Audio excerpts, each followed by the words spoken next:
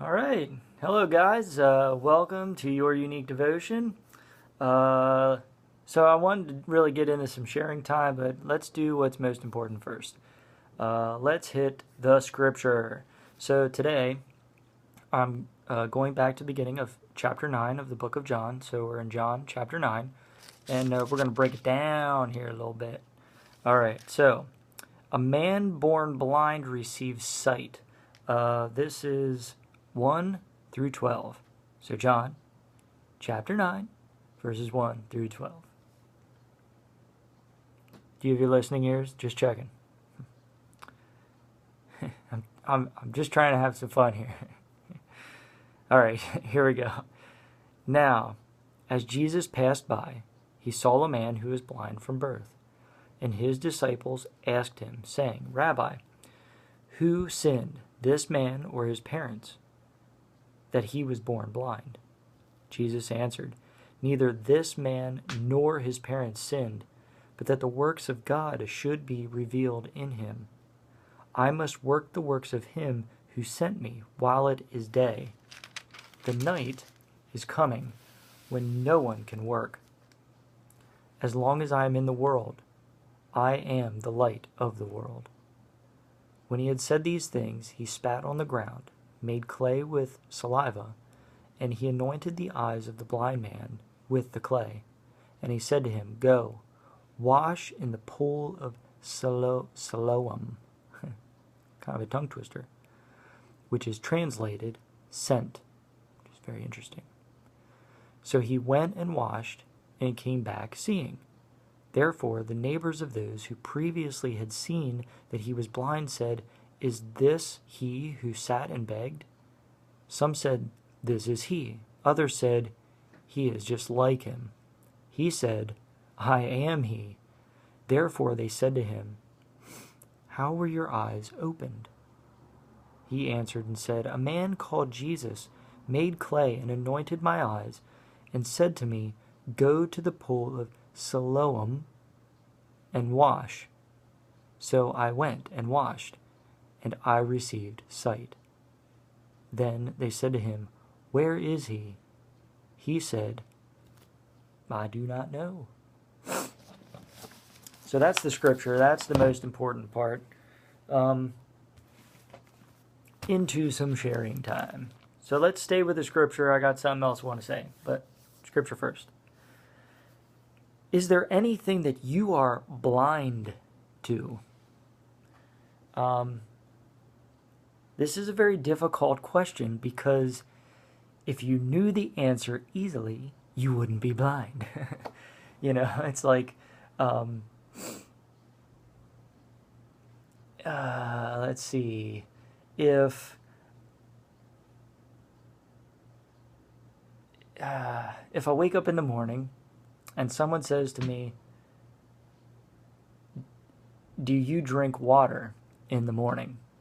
And I'm sitting there with my cup, drinking it, but going, you know what, I'm not really sure if I drink water. What does it taste like? What does it look like? What does it smell like? But I'm drinking water. It's kind of a crude example, but it's kind of you're blind to it. There are things that you may be doing in your life that you're not completely aware of. There may be things that you're not doing in your life that should be in your life that you're also blind to. So it's not an easy question. Really, this question is a lifelong question. It's something that sort of should come up in the background programs of your mind, always being open and aware of the things that you are doing or aren't doing, moment to moment, because you want your eyes to be opened, and not necessarily these eyes, but your mind's eye, that place where you connect and communicate with God on a regular basis. For me, I'm often blind to my own thoughts. Things get rambled and going in my head, Like, I get up, I hit my daily routine, I'm going, I'm at work, something happens, my thoughts ramble. I become blind to it. It's sort of like, here's an example.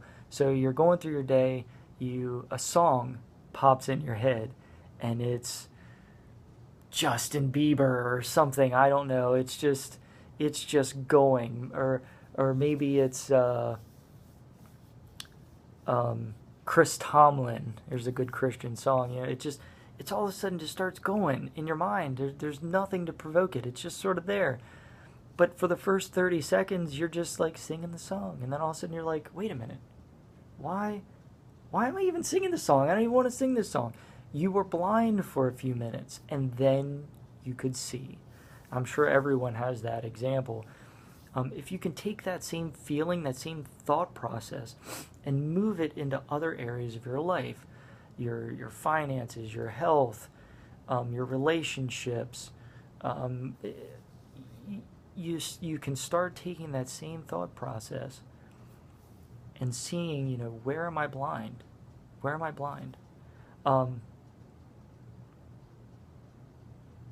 don't just ask yourself, because you can justify yourself, but pray to God about it. Pray it out loud. It's okay to say out loud.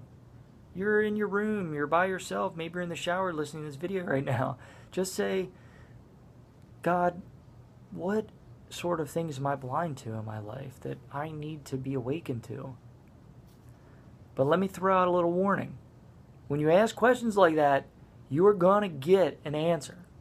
And it may not be, I hope it would be just, oh, here, you're blind to this. Go fix this. You'll be fine. But most often, it ends up being something like this. Days go by. You've completely forgot about that question that you just asked. And all of a sudden, circumstances in your life will start going topsy-turvy to bring you to that answer point. And you're going to struggle through that. And then in the end, you're going to go, oh, that's because I asked that question. I asked that question. Now I'm getting an answer. So, is there anything that you are blind to? Think about that today. If you have to go back to that scripture and revisit that throughout the day, either by rewatching the video, you don't even have to listen to the rest of me, or break out the Bible on your own at some point today, revisit it, ask that question, communicate with God. It's super, super important. It'll change your life. In short, I'm sure the couple people that watch this video and have been watching it since the beginning know this, but for newcomers, these videos were started because I needed a way to vocalize my thoughts to God. And I just started making actual videos, not posting them on YouTube at first. And it gave me another avenue to critique what I was saying and what I was thinking, opening my eyes from being blind to certain things. Instead of just internalizing it, quickly getting through the devotion and moving on, or not doing a devotion at all, this kind of forced me to get that thought, heart, ball rolling and communicating on a deeper level with God.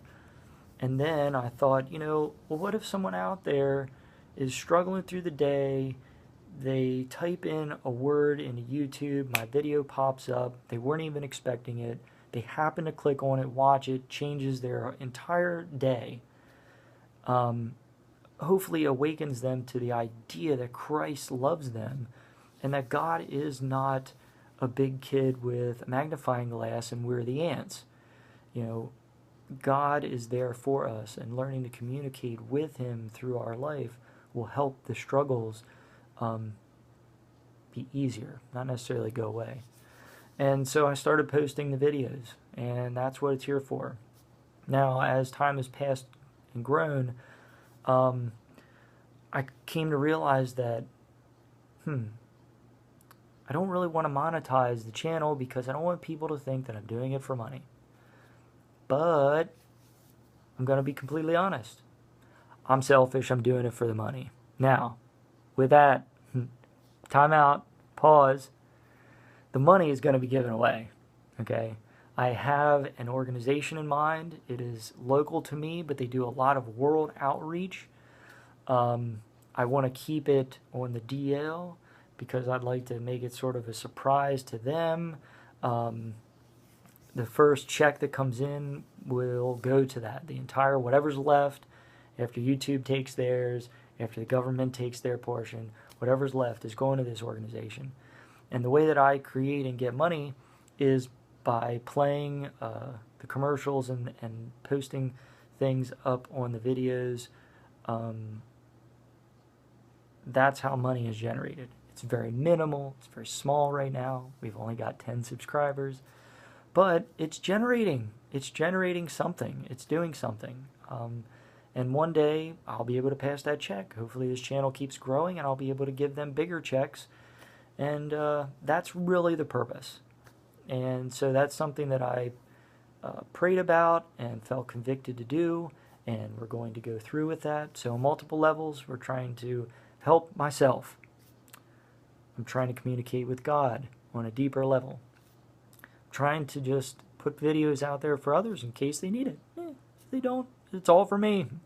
And trying to also raise money for an organization that in time will hopefully be revealed if we ever meet that magic number where they decide to write out the check. So, on that note, that's a long video, but